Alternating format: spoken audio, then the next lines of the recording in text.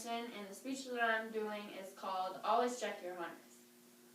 Oh my God, I am going to die was my initial thought as I was standing on a telephone pole that is about 1.5 feet wide and about 35 feet tall. Last summer, I saw my life flash before my eyes at Camp Rivercrest, which is a summer camp that I've attended since 2nd grade.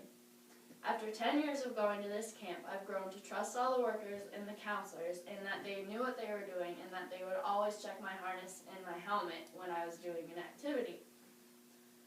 Heights aren't especially easy for me, but I don't think they're really easy for anyone, but I'm not the kind of girl to let a fear of heights hold me back. This telephone pole that I was supposed to climb up was at the bottom of a ravine, and it was completely surrounded by trees, and there were other obstacle courses that other people were going through.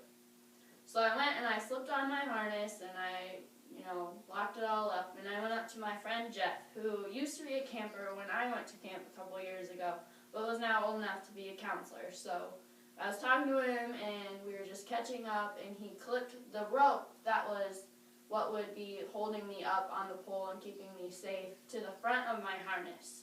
And I didn't think anything of it, and neither did he. So after that, I started climbing up and pulling myself on this pole on these little notches that had been hammered into the pole. And I used those hooks as steps to pull myself up. And the thing is, the hardest part about the climb is that once you get to the top of the pole, you have to lift your leg up and stand yourself on a pole, and you don't feel like you're going to have any balance at all because you're so high up in the air. And so I did it, and I was standing tall, and I was kind of confident and ready to just jump off because I was ready to be back down on the ground. And my legs were just shaking like jello, but still I just wanted to get off this pole. And seconds before I start to jump, I hear, "Oh my God, Emily, don't move. We put your harness on wrong." And I'm up there, 35 feet up in the air, freaking out because they just told me that my harness was on wrong. And so it was 90 degrees outside, and I just felt chills go through my spine, and I was just cold. And all that I can think is, I am going to die.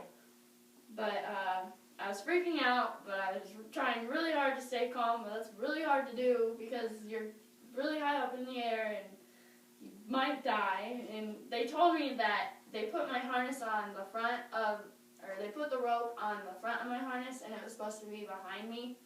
And that if I jumped off, then I could have cut my neck or